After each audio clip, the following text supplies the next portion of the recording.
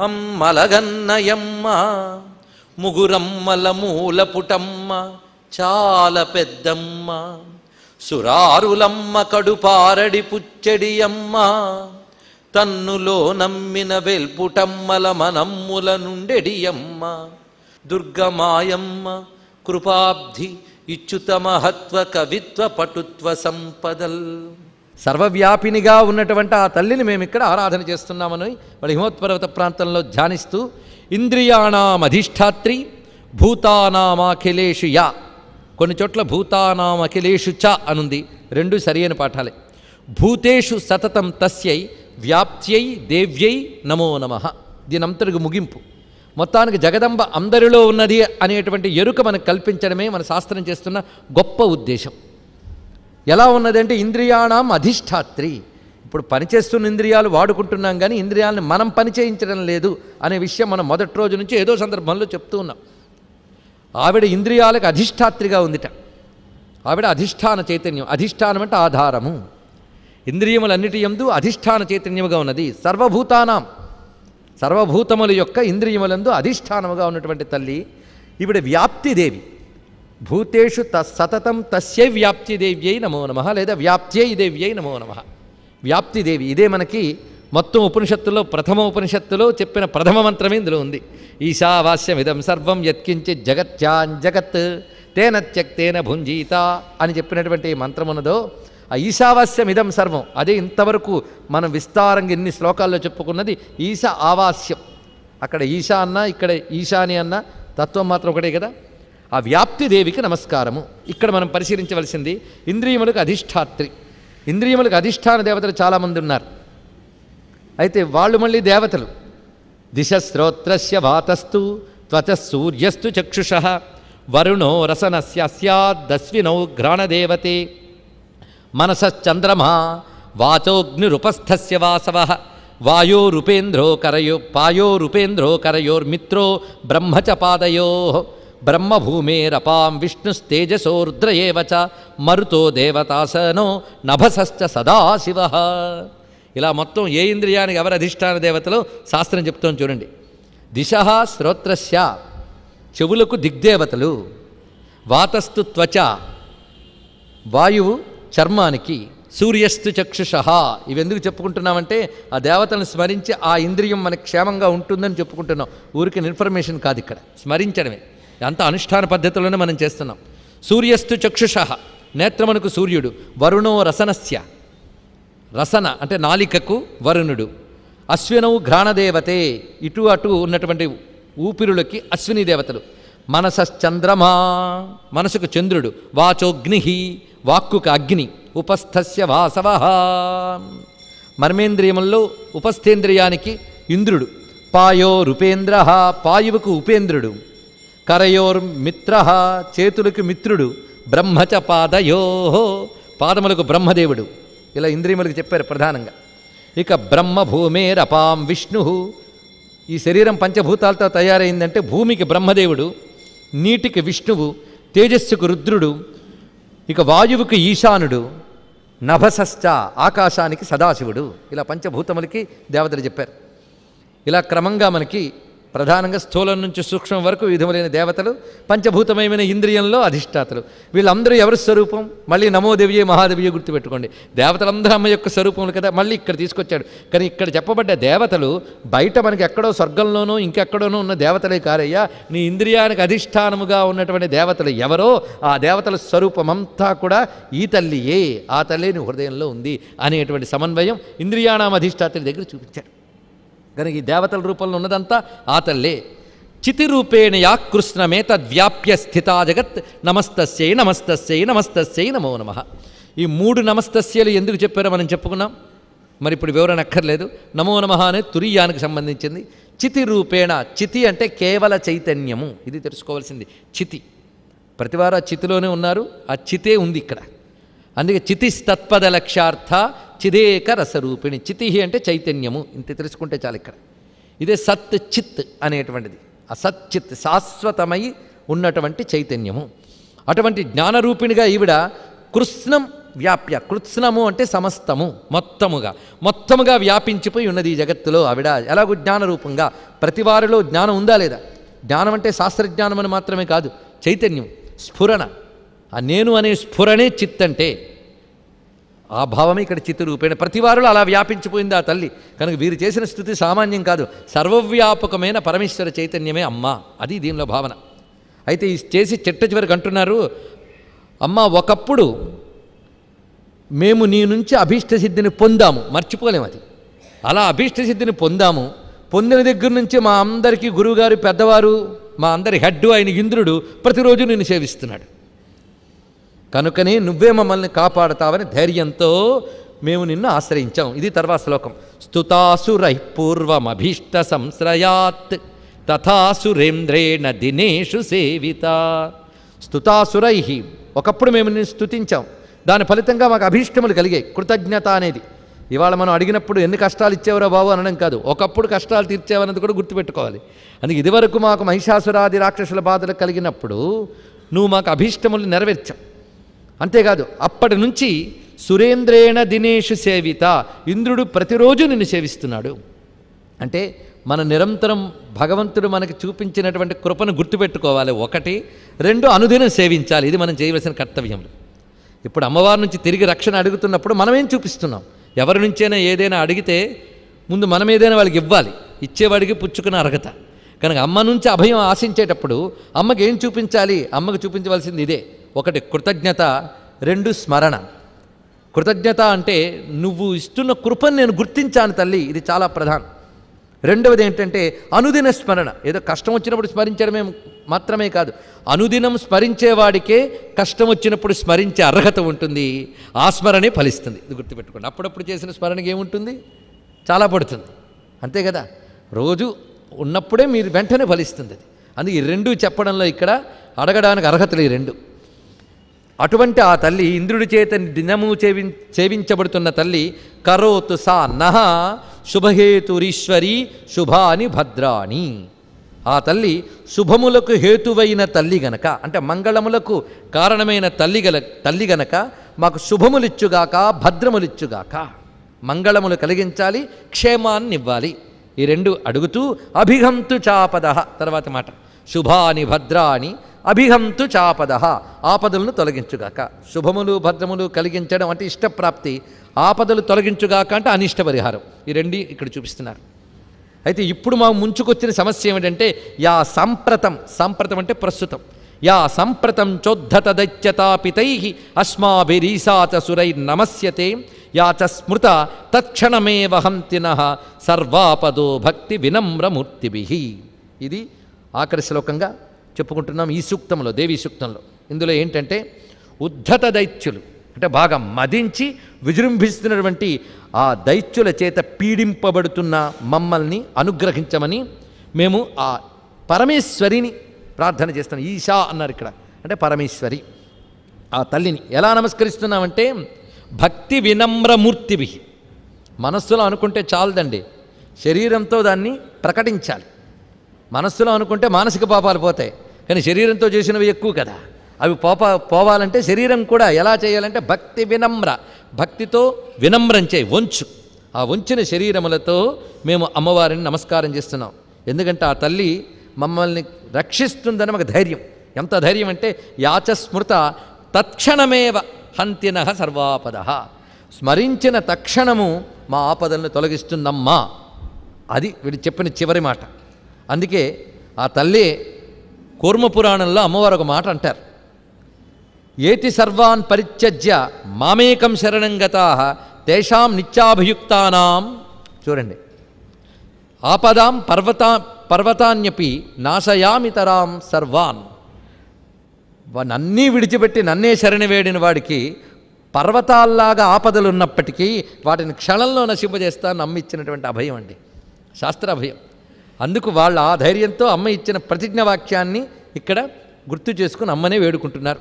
ఎప్పుడైతే వీరు ఈ విధంగా ఎదురుగా మూర్తి కనబడకపోయినా అమ్మ అమూర్తముగా సర్వత్రా వ్యాపించి ఉంది. సర్వత్రా వ్యాపించున్నప్పుడు అమూర్తమైన అమ్మని ఎప్పుడైతే ప్రార్థన చేశారో ఆవిడ మూర్తముగా కనబడిందిట. సరిగ్గా ఆ సమయంలోనే ఏవం స్తవాదియుక్తానాం దేవానాం తత్ర పార్వతి స్నాతుమభ్యాయయౌ తోయే జాహ్నవ్యా నృపనందన. ఈ కథ బట్టి మనకి గౌరీ పార్వతీయే దుర్గా అని, దుర్గయే పార్వతి అని చెప్పబడుతోంది, స్పష్టమైపోయింది. అందుకు పార్వతీదేవి ఆ సమయంలో గంగా స్నానానికి వచ్చింది రండి హిమవత్ పర్వత ప్రాంతానికి. ఎందుకు అప్పుడే రావాలి? వీళ్ళు అప్పుడే స్తుతించారు గనక. కానీ వాళ్ళు స్తుతి విని వచ్చినట్టుగా కాకుండా తనమానాన్ని తాను స్నానం చేయడానికి వచ్చిందిట. ఆవిడ పుట్టిల్లు హిమవత్ పర్వత ప్రాంతం. ఆ గంగలో స్నానం చేయడానికి వెళ్తోంది. ఆ వెళ్ళేటప్పటికల్లా వీళ్ళందరూ నమస్కారం చేశారు. పైగా ఆవిడ ఎలా ఉన్నది అంటే ఈ సమస్త జగత్తు యొక్క నైపుణ్యము సౌందర్యము కలిసి మూర్తి భవించినట్టుందిట. అంటే బ్రహ్మణ సృష్టి కౌశలం, సమస్తమైన ఈ సృష్టి నైపుణ్యము మూర్తి భవించినట్టున్నది. ఆవిడకు మరొక స్వభావం ఏంటంటే సర్వలోక హితైషిణి, సౌందర్యము సౌజన్యము రెండూ కలిసి ఉన్న ఆమె దగ్గర. అందుకే సర్వలోక హితైషిణి అని అమ్మవారు అక్కడ వచ్చారు. అయితే ఆవిడ పక్కన ఒక ఆమె ఉందిటండి. ఈవిడ తెల్లగా తడతళ్ళాడిపోతుంది, ఆ పక్కన ఒక ఆవిడ నల్లగా ఉందిట. ముందు ఆవిడ గురించి కూడా ఇక్కడ పరిచయం చేస్తున్నారు. ఆవిడేంటంటే కాళీత్యుక్త జగద్ధాత్రి నర్మత శంభునా సతి. ఒకప్పుడు శంభు నర్మత, నర్మత అంటే పరిహాసముగా ఆవిడతో కాళీ కాళీ అనేవట. అంటే శివుడు పెళ్లి చేసుకునేటప్పుడు ఆవిడ కాళీయే, నల్లపిల్ల. కాళీ అంటే నల్లనిది అని అర్థం. నల్లపిల్ల నల్లపిల్ల అయిన మంచి తెల్లని వాడండి శివుడు, అని తెల్లగా ఉంటాడు పరమేశ్వరుడు. అందుకో శివుడిని మాటి మాటికి ఆట పట్టించేవట, ఏమని? నల్లపిల్ల అని. అప్పుడు ఆవిడికి లేభే గౌరం వపుర్దివ్యం తత్వాచ పరమం తపః, ఆవిడ ఒక శ్రేష్టమైన తపస్సు చేసి గౌరిగా మారిపోయిందిట. ఈ మారేటప్పుడు ముందు ఉన్నటువంటి నల్లని శరీర కోశాన్ని ఆవిడ పరిత్యజించింది. ఆవిడ శరీరమే లీల, మళ్ళీ పంచభౌతికమైనటువంటి నశ్వర దేహమాది, అది అనశ్వరం అని. ఎప్పుడైతే నల్లని కోశాన్ని విడిచిపెట్టిందో ఆ కోశం కూడా చైతన్యమే. ఇప్పుడు మనలో చైతన్యం ఉంటుంది కానీ మనమంతా చైతన్యం కాదు, మన దేహం అంతా. కానీ తల్లి దేహం కూడా చైతన్య విగ్రహం, సచ్చిదానంద విగ్రహం, జ్ఞానానంద విగ్రహం. అందుకే ఆ తల్లి యొక్క నల్లని కోశం ఉందే అది ఒక దేవత అయిపోయిందిట. ఇప్పుడు ఈవిడ గౌరిగా ఉంది, ఆ నల్లగా వచ్చిన దేవత ఎప్పుడు ఈవిడి వెంటే తిరుగుతూ ఉన్నదిట. ఎలాగంటే ఒక పుత్రిక వలె, పుత్రిక అని చెప్పారు ఎందుకంటే ఆమె నుంచి వచ్చింది కనుక. అందుకని పుత్రిక అనగానే చిన్నది అనుకోవద్దు, ఆవిడంతో ఈవిడంతే, ఆ విధంగా వచ్చింది. దీపం నుండి దీపం వచ్చినట్టు ఇంకా చెప్పుకోవాలంటే. కృష్ణవర్ణ శరీరాత్తు శివానాంనాచ కౌశికి అతీవ సుందరి. ఆవిడేం తక్కువ అనుకున్నారా? కౌశికి నల్లదనంలో ఎంత అందం ఉంటుందో మా రాముడు చెప్తాడు, మా కృష్ణుడు చెప్తాడు. వాళ్ళిద్దరూ నల్లని వాళ్ళే. రామ అంటే అందగాడు, కానీ ఆయన నీలమేఘశ్యాముడు. కృష్ణుడు అంటే సర్వాకర్షణశీలుడే అని అందగాడు, ఆయన నీలమేఘశ్యాముడే. వాళ్ళిద్దరూ కాళీతత్వమే. అని ఇక్కడ మీరు బాగా భావిస్తే ఆ కాళీతత్వమైన రామకృష్ణులిద్దరినీ ఈ వాక్యంలో పెట్టారు. ఇది మంత్రరహస్యం. అతీవ సుందరి, అతీవ సుందరి అంటే లలితా మహాత్రిపుర సుందరి ధ్వని ఇక్కడ. రామ కృష్ణవర్ణ, రామ కృష్ణవర్ణ అంటే రామకృష్ణుల భీల్ని స్మరించారు, మీరు పరిశీలించండి ఇక్కడ. కనుక ఆవిడ రామ, రామ రమణలంపట, అత్యంత సుందరి, సుందరి రమణీ రామ. అందుకే అత్యంత సుందరి, రమణీయత్వం చేత ఆవిడ రామ అని చెప్పబడుతున్నది. సర్వాకర్షకం చేత కృష్ణ, కృష్ణవర్ణ వినిర్గత. అలా కృష్ణవర్ణ అయిన రామ ఆవిట్ట. ఈవిడితో పాటు వచ్చినటువంటి గౌరీదేవి వీళ్ళందరూ స్తోత్రం విందిట అక్కడ నిలబడి. విని వీళ్ళు ఎవరిని ఉద్దేశించి స్తోత్రిస్తున్నారో అన్నది ఒక మాట. ఆవిడ చమత్కారం చూడండి ఎంత చక్కగా. సబ్రవీత్తాన్ సురాన్ శుభ్రూర్భవద్భిస్తూయతేత్రక. మీరందరూ ఎంతసేపు కలిసి ఎత్తి స్తుతించారు, నేను విన్నాను, ఎవరిని ఉద్దేశించి స్తోత్రించారేమిటి అన్నదిట. అప్పుడు ఆ శరీర కోశం నుంచి వచ్చిన ఆవిడ నన్ను ఉద్దేశించే స్తోత్రించారు అన్నదిటండి ఇక్కడ. అంత చక్కటి మాటలో చూడండి. బ్రవీత్ శివ అంటే శివ బ్రవీత్, శివ చెప్పినది. శివ అంటే శివాయే సతతం నమః. ఆవిడ ఏమందంటే స్తోత్రం మమేతత్క్రియతే. వీళ్ళు నన్ను ఉద్దేశించే చేశారు. ఎందుకు చేశారంటే శుంభదైత్య నిరాకృతై దేవై, ఆ శుంభరాక్షసుడి చేత బాధపడి ఆయన చేత ఓడింపబడిన దేవతలందరూ నన్ను స్తుతిస్తున్నారు. నువ్వు కానీ అనుమతిస్తే నేను వెళ్ళి ఆ రాక్షసుల పని పట్టించి ఇంద్రుడికి ప్రీతి కలిగిస్తాను, ఏమంటావు అన్నదిటండి కౌశికి. అయితే తొందరగా చేసుకొచ్చేయి అన్నదిట ఇప్పుడు గౌరీదేవి. ఎలా వెళ్ళాలో చెప్తోంది. దక్షిణం హిమవచ్చృంగం గత్వా త్వం భారతాంతికే. భారతదేశానికి సమీపంలో ఆ హిమవత్పర్వత ప్రాంతపు దక్షిణ భాగంలో నువ్వు ఉండి దేవకార్యం పూర్తి చేసి, దేవకార్యం విధాయ ఆసు పశ్చాదేహి మమాంతికం, దేవకార్యం పూర్తి చేసుకుని మళ్ళీ నా దగ్గరికి రా అని చెప్పిందిట. ఈ కౌశికి సిద్ధంగా ఉంది. అంటే ఆ శివుడు నల్లపిల్ల అనడం, ఈవిడు తపస్సు చేయడం, ఈవిడిని సిద్ధంగా పెట్టడం దేనికోసం అంటే దీనికోసం అన్నమాట. అంటే వాళ్ళ లీలలు, వాళ్ళ పరిహాసాలు, వారి ప్రణయాలు లోకరక్షణ కోసం ఉంటాయి. అందుకు ఈ కౌశికి అప్పటి నుంచి సిద్ధంగా ఉంది వీళ్ళ రక్షణ కోసం. అప్పుడు గౌరీదేవి అక్కడి నుంచి వినిర్గమించింది. అమ్మ కౌశికీదేవి సిద్ధంగా హిమోత్పర్వత ప్రాంత శిఖరంపై విహరిస్తూ ఉన్నటువంటిది. ఆ కౌశికి ఇక్కడ నుంచి మొత్తం కథ నడుపుతూ ఉన్నది. ఇక్కడ కౌశికి అంటే సాక్షాత్ గౌరీయే, ఇంకా సందేహం లేదు, అమ్మవారే. ఆజ్ఞాప్య కౌశికీమేవం అమరాణం హితాయ వై, ఇలా అమరుల హితం కోసం ఆజ్ఞాపించి గౌరీ స్నాతుం జగామహ, స్నానార్థమై గౌరీదేవి వెళ్ళిన తర్వాత అక్కడ సంచరిస్తున్నటువంటి ఈ అమ్మవారిని తతో అంబికాం పరం రూపం బిభ్రాణం సుమనోహరం, సుమనోహరమైనటువంటి పరమమైన రూపంట, అత్యంత సుందరాకృతిగా ఉన్నది ఆ తల్లి కౌశికి. ఆ స్వరూపాన్ని చండముండులనేటువంటి ఇద్దరు భృత్యులు చూశారు. ఎవరు భృత్యులు అంటే శుంభనిశుంభుల భృత్యులట. వాళ్ళు చూశారు, అంటే వాళ్ళు చూసేటట్టే తిరిగింది ఆవిడ. ఎందుకంటే ఎందుకు వచ్చిందో పని చేయాలి కదా. ఆ చండముండులు చూసి అనుకున్నట్ట, ఇంత గొప్ప సౌందర్యవతి అయినటువంటి స్త్రీని ముల్లోకాల్లో మేమెక్కడా చూడలేదు. నిజమేగా, ఆవిడ త్రిపుర సుందరి, ముల్లోకాల్లో ఏ సౌందర్యం ఆవిడ దగ్గర సరిపోదు, అందుకు వాళ్ళ మాట అన్నారు. అయితే ఎక్కడ ఏ గొప్ప వస్తువు ఉన్నప్పటికీ కూడా అది రాజుకి వెళ్ళాలి. అందుకే రాజుగారి దగ్గర లేని గొప్ప వస్తువు కానీ ఎవరి ఇంట్లోనైనా ఉంటే చాలా ప్రమాదం అండి. అది ఎప్పుడప్పుడు రాజు లాగేస్తాడు. అంటే రాజులకి రత్నభోజులు అని పేరు. రత్నభోజులు అంటే రత్నం అంటే శ్రేష్టం, శ్రేష్టమైన వస్తువులన్నీ రాజు దగ్గర ఉండాలి. ఆయనకంటే తక్కువైనవే మిగిలిన వాళ్ళ దగ్గర ఉండాలి. అందుకే రాజులకు రత్నభుజులు అని పేరున్నది. ఇప్పుడు రాజుగారు ఎవరు? శుంభనిశుంభులు. శుంభనిశుంభులు ఎన్నో దాడులు చేసి ఎక్కడైనా గొప్పవేమి కనబడినా లాక్కొచ్చి వాళ్ళ దగ్గర పెట్టేసుకున్నారు. అలా ఇప్పటికి చాలా పెట్టుకున్నారు. ఆ పెట్టుకున్న రత్నాలు ఎన్నెన్నో ఇక్కడ చెప్తున్నారు. ఏమనంటే ముల్లోకాల్లో యాని రత్నాని మనయో గజ అశ్వాధీని వై ప్రభో త్రైలోక్యేతు సమస్తాని సంప్రతం భాంతితే గృహే, అన్నీ వాళ్ళ దగ్గర ఉన్నాయి. ఒక్క ఇన్ని రత్నాలు పెట్టుకున్న వీళ్ళు ఈ స్త్రీ రత్నాన్ని పెట్టుకోలేదే. అసలు ఆ రత్నాలన్నిటికంటే గొప్పది ఈ రత్నమే. వాళ్ళు నిజంగా రాక్షస బుద్ధితో చెప్పినా నిజం చెప్పారు. సృష్టిలో అన్ని రత్నాల కంటే గొప్పది ఆ తల్లి అనబడే రత్నమే. అయితే అసుర బుద్ధితో భావించారు కనుక దాని ప్రభావం వాళ్ళకి తప్పదు. తిన్నగా వెళ్ళి ఆయనతో చెప్పేట, మేము ఒక అద్భుతమైన స్త్రీరత్నాన్ని చూసాం, లోకంలో ఉన్న ప్రతి రత్నము నీ దగ్గరకు వచ్చింది కనుక ఈ స్త్రీరత్నం ఇంతవరకు రాలేదంటే నీ దగ్గర ఒక మైనస్ ఉన్నట్టే, లోపం ఉన్నట్టే. ఆ లోపం కూడా పూర్తయిన పూర్ణుడు కావాలి అంటే ఆ స్త్రీరత్నాన్ని తీసుకురావాలి. పూర్ణత్వం కావాలంటే అమ్మే కావాలండి. అదే పైగా నీ దగ్గరున్న శ్రేష్ఠ వస్తువులు ఏమిటంటే అని ఇక్కడ చెప్తున్నాడు. వరుసగా లిస్టు ఏముంది, లిస్టు చెప్పాడు అనుకోవద్దు. ఇక్కడ చెప్పిన వాటిని దివ్య రత్న వస్తువులు. ఇది అనుష్ఠానం చేసేటప్పుడు ఈ పారాయణ చేస్తే ఈ దివ్య రత్నదేవతలందరూ అనుగ్రహిస్తారు. అందుకే దీన్ని హోమంలో పారాయణలో కూడా వినియోగిస్తాం. ఒక స్తోత్రాలు మాత్రమే కాదు, కథలో చెప్పినటువంటి ప్రతి వస్తువు కూడా మనల్ని రక్షించడం కోసం అక్కడ ఉంది. ఇందులో దివ్యమైన రత్నముల పేర్లు, అదేవిధంగా దివ్య వస్తువులు, దివ్యమైన జంతువులు ఇత్యాదులన్నీ చెప్పబడుతున్నాయి. అంటే సృష్టిలో ఉన్న సమస్త శ్రేష్టములైన వస్తువులన్నిటి ఇక్కడ స్మరించడం చేత ఇది ఒక విభూతి యోగం అని చెప్పబడుతున్నది. ఎందుకంటే సృష్టిలో ఎక్కడెక్కడ గొప్పతనం ఉందో అదంతా అమ్మవారే అని చెప్పినప్పుడు ప్రతిదానిలో గొప్ప వస్తువుని ఇక్కడ చూపిస్తున్నాడు. ఏనుగుల్లో ఐరావతం, అశ్వముల్లో ఉచ్చైశ్రవం, హంసల్లో బ్రహ్మగారి హంస. ఇలా చెప్పడం వల్ల మనకి విభూతి యోగం వచ్చిందా లేదా?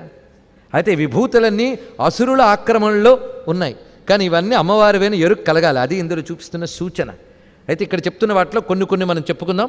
గజశ్రేష్టమైనటువంటి ఐరావతం, పారిజాత వృక్షం, ఉచ్చైశ్రవం అనే గుర్రము. పైగా నీ వాకిట్లో ఉన్నది ఏమిటంటే విమాన హంసయుక్తం, హంసలతో ఉన్నటువంటి విమానం. అది ఎవరిది అంటే వేధసహ అద్భుతం, బ్రహ్మగారి నుంచి కొట్టుకొచ్చింది. అది బ్రహ్మలోకం నుంచి కొట్టుకొచ్చేట, అది కూడా అక్కడే ఉన్నది. పైగా నిధిరేష మహాపద్మ సమానీతో ధనేశ్వరాత్, కుబేరుడి నుంచి తీసుకువచ్చినటువంటి మహాపద్మం అనే నిధి, అది ఉంటే అఖండ ఐశ్వర్యం వస్తుంది. అదేవిధంగా సముద్రాధిష్టాన దేవత నుంచి నువ్వు లాక్కు వచ్చినటువంటి పద్మముల మాల, అది కూడా నీ వద్ద ఉన్నది. అలాగే వరుణుడి యొక్క ఛత్రం ఒకటి ఉన్నది, అది కూడా తీసుకొచ్చి పెట్టుకున్నావు నువ్వు. ఆ ఛత్రం ఎలా ఉంటుందంటే దాని నుంచి బంగారు బిందువులు పడుతూ ఉంటాయి, ఎప్పుడు బంగారు ద్రవ బిందువులు పడుతూ ఉంటాయి. ఛత్రంతే వారుణంగే కాంచన స్రావితిష్టతి. అంతేకాదు ప్రజాపతుల దగ్గర ఉన్నటువంటి గొప్ప రథం నీ దగ్గర ఉన్నది. అలాగే మృత్యుదేవత నుంచి నువ్వు గొప్ప శక్తిని లాగావు, ఉత్క్రాంతిదము. ఇవన్నీ కూడా చెప్పేటప్పుడు ఆ దేవత యొక్క విశేషాన్ని ఇక్కడ చూపిస్తున్నారు. ఉత్క్రాంతిదము, ఉత్క్రాంతి అంటే మరణ సమయంలో ఉత్కృష్ట స్థితికి వెళ్ళడం. మృత్యువు మహాత్ముల విషయంలో ఉత్క్రాంతిగా వస్తుంది, సామాన్యుల విషయంలో నరకాదుల్లో పడేస్తుంటుంది. కానీ మృత్యువు దగ్గర ఉత్క్రాంతి, పైకి తీసుకువెళ్ళగలిగే శక్తి ఏదో అది లాక్కొచ్చేట్టు ఇక్కడ. ఇవన్నీ చెప్పడంలో మృత్యుదేవత యొక్క విభూతి ఉత్క్రాంతి, విభూతిని విధంగా చూపిస్తున్నాడు. అదేవిధంగా వరుణుని యొక్క పాశము నీ సోదరుడి చేతికి ఇచ్చేశావు నువ్వు, నిశుంభుడికి. సముద్రంలో పుట్టిన సమస్త జాతుల రత్నాలు ఆ నిశుంభుడికి అందజేశావు. అగ్నిదేవుడి నుంచి తీసుకువచ్చినటువంటి దివ్యమైన వస్త్రములు నీ దగ్గర ఉన్నాయి. ఇలా సమస్త శ్రేష్ఠ వస్తువుల్ని తీసుకొచ్చావు, కానీ ఈ స్త్రీరత్నం మాత్రం నీ దగ్గర లేదు. కనుక గొప్ప వస్తువు కనబడింది అని చెప్పడానికి వచ్చాం. ఎంత ప్రభుభక్తి పరాయణులండి మహానుభావులు. ఎప్పుడైతే ఈ విధంగా చెప్పారో వెంటనే శుంభనిశుంభులు ఆహా అని ఆలోచించి గొప్ప వస్తువులన్నీ లాక్కోవాలి గనక వాళ్ళ దగ్గర ఉన్నటువంటి సుగ్రీవుడు అనబడేటువంటి దూతని పంపించారు. ఈ సుగ్రీవుడికి రామాయణ సుగ్రీవుడికి సంబంధం లేదు. వీడే ఈ సుగ్రీవుడిని పంపించారట. వీడికి ఏం చెప్పాలో ట్రైనప్ చేసి పంపించారు. వీడు తిన్నగా బయలుదేరి అమ్మవారితో మాట్లాడుతున్నాడు. చూడండి ఎంత పొగరో. అక్కడికి వచ్చేటప్పటికల్లా హిమవత్పర్వత శిఖరం మీద ఆవిడ కూర్చునింది. ఆవిడ వచ్చింది ఈ పని కోసం కనుక అందుబాటులోనే ఉంటుంది. అప్పుడు వాడు వచ్చి శ్లక్ష్ణం మధురయాగిర అతి మధురంగా మాట్లాడేట. చాలా ఉన్నది ఉన్నట్టు చక్కగా చెప్పేటాయి. వాళ్ళు ఏం చెప్పమన్నారు అది. దేవి సంబోధన బాగుంది. దైత్యేశ్వర శుంభ త్రైలోక్యే పరమేశ్వర. ముల్లోకాల్లో పరమేశ్వరుడైన మా దైత్యేశ్వరుడు శుంభుడు పంపించినటువంటి దూతని నేను. పైగా అతను ఎటువంటి వాడు, ఆయన ఆజ్ఞకి దేవతల దగ్గర కూడా తిరుగులేదు. సమస్తము లేని శత్రువుల్ని జయించినటువంటి వాడు. వాడు చెప్పమన్న మాటలు నీకు చెప్తున్నాను. ఇక్కడి నుంచి అతడేం చెప్పాడు? అతడు చెప్పింది ముల్లోకాలు నావి, దేవతలందరూ నా చెప్పు చేతల్లోని వారు, యజ్ఞభాగాలన్నీ కూడా నేనే స్వీకరిస్తూ ఉన్నాను, అన్ని శ్రేష్ఠ వస్తువులు నా దగ్గర ఉన్నాయని ఇక్కడ కొన్ని ఏకరువు పెడతారు. మరికొన్ని ఇందాక చెప్పనివి మరికొన్ని ఇక్కడ వస్తాయి. ఈ శ్రేష్ఠ వస్తువులన్నీ నా దగ్గర ఉన్నాయి. మరి శ్రేష్ఠ స్త్రీవైన స్త్రీరత్నం కూడా నువ్వు కూడా నా దగ్గర ఉండడం నీకు మంచిది, నాకు కీర్తి. అది స్త్రీరత్నభూతాం త్వాందేవి లోకే మన్యామహ వయం. నాకు తెలిసిన వార్తలు బట్టి నువ్వు స్త్రీరత్నమవు అని మేము అనుకుంటున్నాం. సాత్వమస్మానుపాగచ్చ యత్నరత్నభుజో వయం. మేము రత్నభోజులువు గనక నువ్వు మా వద్దకు వచ్చి మా ఇద్దరినీ చేపట్టు. మాం వా మమానుజం వాపి, నన్ను కానీ లేదా మా అనుజుడైన నిశుంభం ఉరువిక్రమం చేపట్టు. అప్పుడు నువ్వు కూడా రత్నములు సరియైన చోటుకు వచ్చిన గౌరవాన్ని నువ్వు పొందగలవు.